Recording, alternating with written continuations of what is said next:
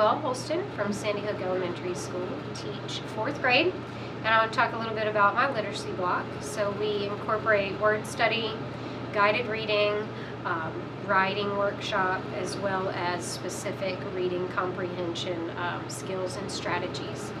The driving piece in all of those is how you group kids, and that would be by assessing them and grouping them in either similar ways or sometimes heterogeneous, but normally with literacy we keep them pretty similar. And then those groups are flexible, so we assess several times throughout the year and even throughout a unit, and groups change based on how kids perform.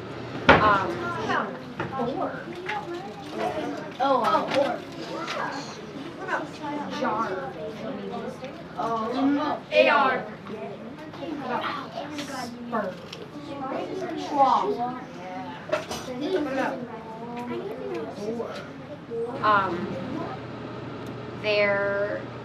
It's really important, I think, to set up guidelines. That's so many pieces in a small literacy block that it's really important to have some routines and groups know what that they should be doing while you're working back with a small group. And hopefully you'd be able to have everybody working at the same time.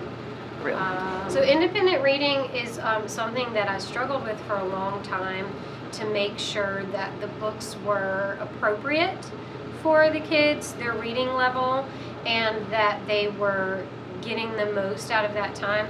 So we have worked really hard on them being able to kind of self-assess what is a just right book for them. If they can read a page and ask themselves, do I know what just happened, then that book is okay. That is something you have to do from the get-go at the beginning of the year. Otherwise, you're going to have kids with texts that are just not appropriate for them at all. The one way that I'm able to kind of make sure that kids are reading, they do have a little log. We call it a challenge, a 40-book challenge, because that is motivating to get them to read. And they write down when they start a book, when they end a book, they're able to rate it. And I pick those up periodically and see how they're reading, what they're reading. And then sometimes I ask them to just respond. So we have a list of fiction, list of nonfiction questions. They pull one of the questions out and respond. And you can tell pretty easily if they're understanding what they're reading or not. What about see? What's that? So it is a lot of planning, and if you have not taught word study, it's a lot of really understanding what the patterns are, because it is so specific, each sort, and they really do need to kind of understand and internalize the patterns for it to work. As far as managing the groups, it's just in the planning and making sure that you know what each group needs to know that week, so that when you get them at their table, you have what you need ready. I even make little notes for myself in my plans, like have the orange group start by sorting however they think they need to go, and then talk about sounds or patterns that they see.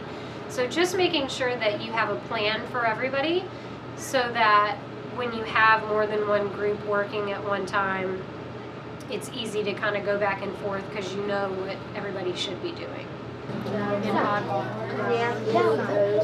It does. It But does. one of them is short. One of them is short, but is one of them long? Yeah. Which one? More. Low. Somewhere could be probably. Yeah. No, that's more. That's Okay, so then let's Actually, go. Pronounce So you have That's one a on both. W-A-R-N. So are you ready to write? I'm with Giselle. Which one are you talking about? We're talking about more. I was saying it's